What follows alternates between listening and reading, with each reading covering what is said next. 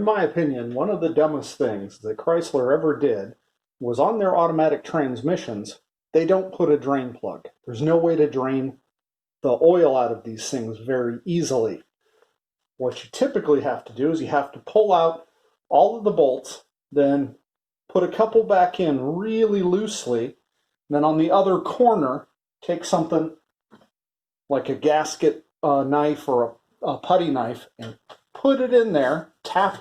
They're always in nice and tight, so you have to tap it in with a hammer to get it just loose enough and then pry it open so that the fluid can rush out, so it's still held up over here. All the fluid rushes out to this corner and drains out onto a pan.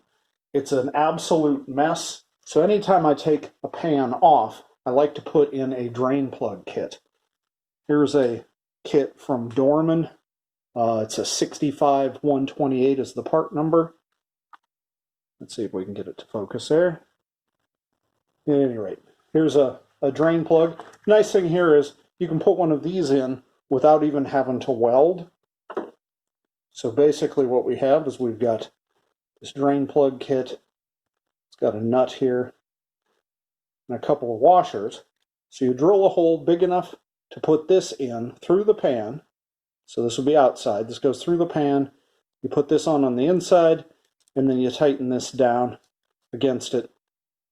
These nylon washers provide a seal, and then you've got an inside plug here that you can take out to drain the transmission.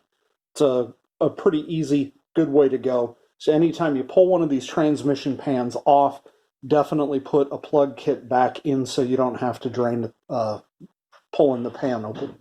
Okay, so when we're looking at putting a plug into a pan like this on a transmission, you have to be aware of clearance on the back side. So you can't just put it up here and go, oh, I'm going to put it right in the middle because I've got a filter right here. So you look for a place that's got a nice big open spot that the bolt or the nut on the back side can go into, and it gives you a good spot.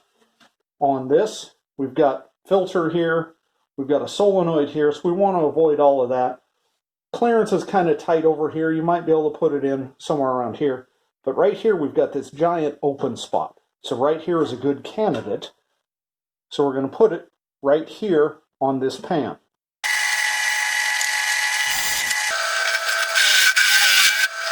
Once you've drilled the hole, make sure you deburr it. This has got a nice little sharp burr here.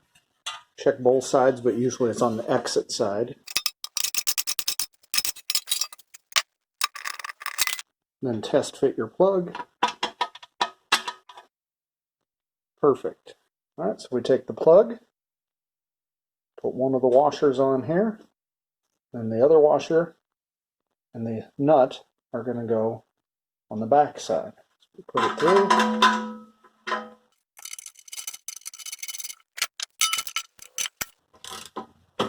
And tighten it down. Again, you don't want to gorilla tighten it. Just tight enough to seal. And now you've got a plug installed.